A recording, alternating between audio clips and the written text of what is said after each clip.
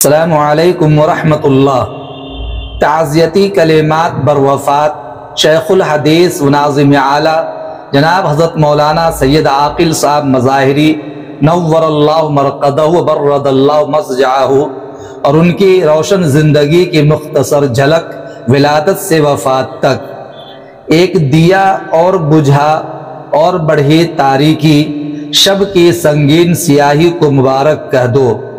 وہ چل دیا جو پے کرے اخلاص و درد تھا، حق مغفرت کرے عجیب آزاد مرد تھا۔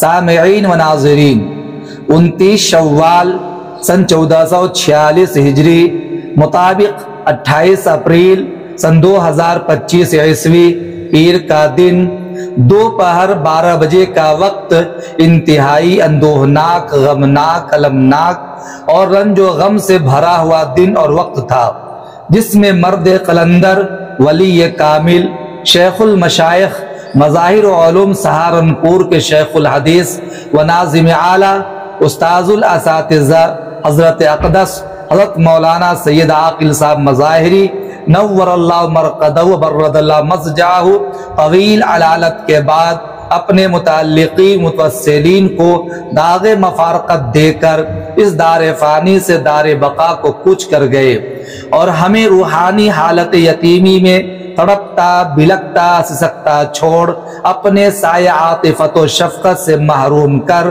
اپنے رب حقیقی کی جوار رحمت میں جا پہنچے۔ انا للہ و انا الیہ راجعون، ان اللہ ما اخذ ولہ ما اعطى کل شیء عنده باجل مسمى۔ کچھ ایسا بچھڑا کہ رت بدل گئی، ایک شخص ہمارے شہر کو ویران کر گیا۔ اللہ تعالی حضرت اقدس علیہ الرحمہ کی بال بال مغفرت فرمائے، رفع درجات عطا فرمائے، جنت الفردوس کی اعلیٰ علیین میں مقام خاص اور اپنا قرب خاص نصیب فرمائے۔ جملہ لواحقین، متعلقین، محبین، تلامذہ باصفا، بالخصوص اہل خانہ، اولاد و احفاد و جملہ پسماندگان کو صبر جمیل کی توفیق عطا فرمائے۔ مظاہر علوم سہارنپور کو حضرت کا نعم البدل عطا فرمائے۔ علمی دنیا میں بڑا خلا پیدا ہو گیا، اللہ تعالی بدل عطا فرما کر اس خلا کو پر فرمائے، آمین ثم آمین یا رب العالمین۔ زمانہ بڑے شوق سے سن رہا تھا، تم ہی سو گئے داستاں کہتے کہتے، لائی حیات آئے قضا لے چلی چلے، اپنی خوشی نہ آئے نہ اپنی خوشی چلے۔ حضرت اقدس علیہ الرحمہ کی شان تو یہ تھی کہ اگر یوں کہا جائے تو بیجا نہ ہوگا۔ ہزاروں سال نرگس اپنی بے نوری پہ روتی ہے، بہت مشکل سے ہوتا ہے چمن میں دید اور پیدا۔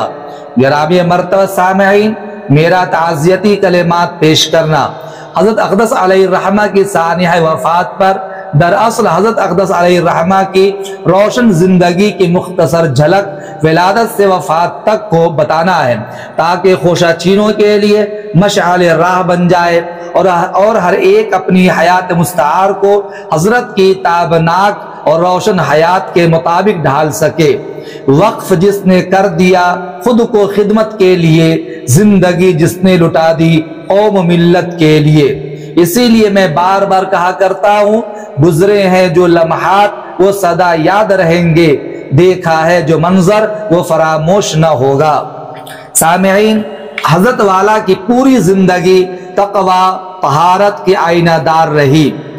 آپ کے صبر و ضبط، علم و حلم اور تقوی و طہارت اور آپ کی بزرگی کا اعتراف کرنے والے ہم عصر علماء، چھوٹے بڑے علماء اور خوشہ چینوں کا یہ حال رہا کہ کسی بھی دینی مجلس اور جلسہ جلوس میں اور علمی حلقہ میں حضرت کے موجود ہوتے ہوئے حضرت سے ہی دعا کرانے کی درخواست کرتے تھے۔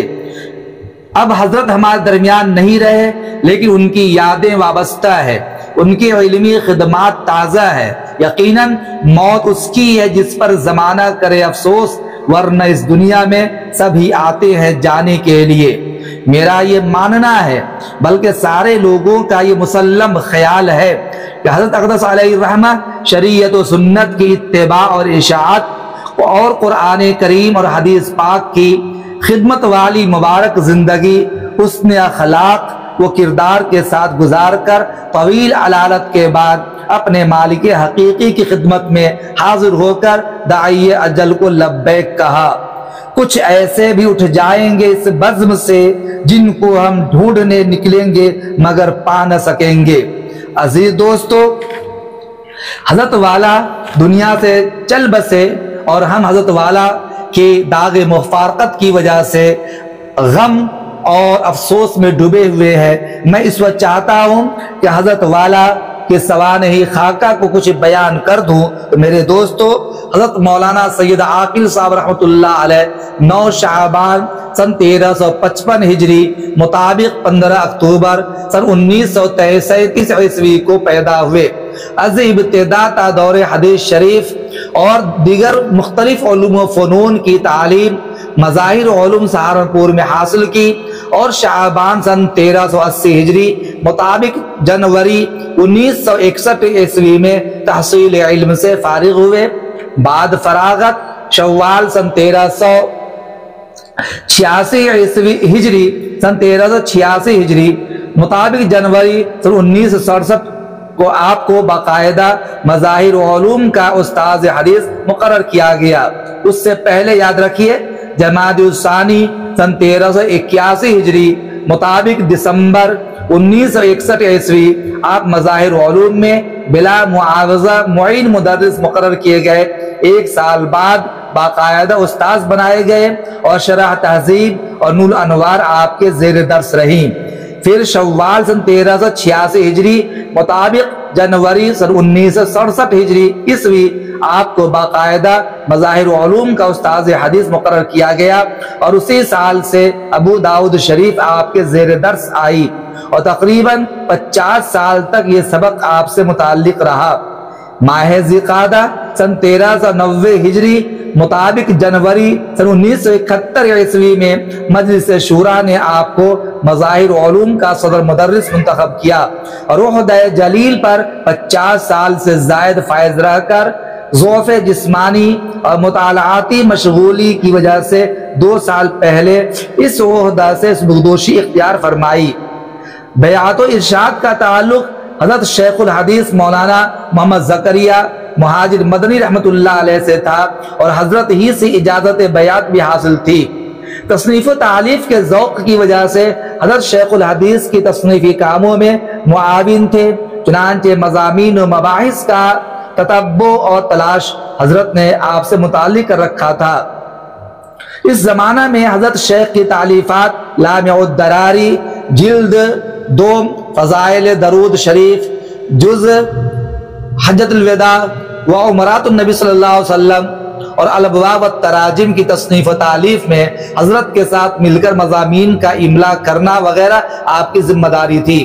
حضرت شیخ الحدیث رحمت اللہ علیہ کے ساتھ تصنیفی کاموں میں لگے رہنے کی وجہ سے چونکہ آپ کا مزاج و مذاق بھی تصنیف و تعلیف کا ہو چکا تھا، اس لیے ربیع الاول سن 1398 ہجری مطابق فروری سن 1978 عیسوی میں بزبان عربی تعریف وجیز عن جامعت مظاہر علوم نامی کتابچہ تصنیف فرمایا۔ حضرت اقدس مولانا گنگوئی رحمت اللہ علیہ کے درس مسلم کے افادات جو حضرت شیخ کے پاس جمع تھے، حضرت شیخ کی خواہش کے مطابق ان پر مولانا سید عاقل صاحب نے حواشی لگائے اور تقریباً 22 صفحات پر مشتمل شائع کرایا۔ مقدمہ الکوکب الدری، الفیض السمائی، الدر المنضود، ملفوظات حضرت شیخ، مختصر فضائل درود شریف وغیرہ تصنیفات آپ کی علمی یادگار ہیں۔ 11 رجب سن 1381 ہجری مطابق دسمبر 1961 آپ کا نکاح حضرت شیخ کی صاحبزادی سے حضرت اقدس رائے پوری قدس سرہ کی موجودگی میں حضرت ہی کے حجرہ میں مولانا محمد یوسف کاندلوی نے پڑھایا۔ ہزاروں کی تعداد میں آپ کے تلامذہ جو آپ کی روحانی اولاد ہے، ان کے ساتھ ساتھ آپ کے کل 12 صلبی اولادیں ہیں، جن میں 6 لڑکے مولانا محمد جعفر، مولانا محمد عمیر، مولانا محمد عادل، مولانا محمد عاصم، مولانا محمد ثانی، مولانا محمد قاسم اور 6 لڑکیاں ہیں۔ ماہ شعبان میں حسب معمول بخاری شریف و مسلسلات کے اسباق کی تکمیل فرمائی۔ پھر نقاہت و کمزوری زیادہ ہو گئی تو بغرض علاج حیدرآباد میں چلے گئے۔ کچھ افاقہ ہوا تو سہارنپور تشریف لائے۔ حسب سہولت مدرسہ بھی تشریف لاتے رہے اور ماہ مبارک میں حسب معمول آخری عشرہ کے اعتکاف کی سرپرستی بھی فرمائی۔ ماہ شوال میں نقاہت اور جسمانی کمزوری زیادہ ہو گئی تو متعلقین کے مشورہ سے انہیں شہر میرٹھ کے ایک پرائیویٹ ہسپیٹل میں بغرض علاج داخل کرایا گیا، جہاں ماہر ڈاکٹروں کی نگرانی میں علاج جاری رہا۔ مورخہ 28 شوال سن 1446 ہجری 27 اپریل سن 2025 اتوار کے روز ڈاکٹروں کے مشورہ سے ان کو سہارنپور گھر واپس لایا گیا اور بالآخر 29 شوال سن 1446 ہجری مطابق 28 اپریل سن 2025 عیسوی پیر کے دن دوپہر 12 بجے آسمان علم حدیث کا یہ روشن ستارہ ہمیشہ ہمیشہ کے لیے غروب ہو گیا۔ اللہ تعالیٰ غریق رحمت فرمائے، متعلقین مسترشدین اور پسماندگان کو صبر جمیل عطا فرمائے۔ اللہ تعالیٰ بال بال مغفرت فرمائے، رفع درجات عطا فرمائے، جنت الفردوس کے اعلیٰ علیین میں مقام خاص و قرب خاص عطا فرمائے۔ جملہ لواحقین، متعلقین، محبین، مریدین، متوسلین، تلامذہ باصفا، بالخصوص اہل خانہ اور اولاد و احفاد اور جملہ پسماندگان کو صبر جمیل کی توفیق عطا فرمائے۔ امت مسلمہ کو شریعت کی رہبری کے لیے، اصلاح نفس کے لیے، تعلق مع اللہ کے مقام حاصل کرنے کے لیے حضرت کا نعم البدل عطا فرمائے۔ آمین ثم آمین۔ الہی یہ دعا ہے، کر لے تو اس کو قبول، قبر پر ان کی برستے ہی رہیں جنت کے پھول۔ اللہ تعالی حضرت کو ہم سب کے لیے مشعل راہ بنائے اور نعم البدل اللہ تعالی نصیب فرمائے۔ وما توفیقی الا باللہ۔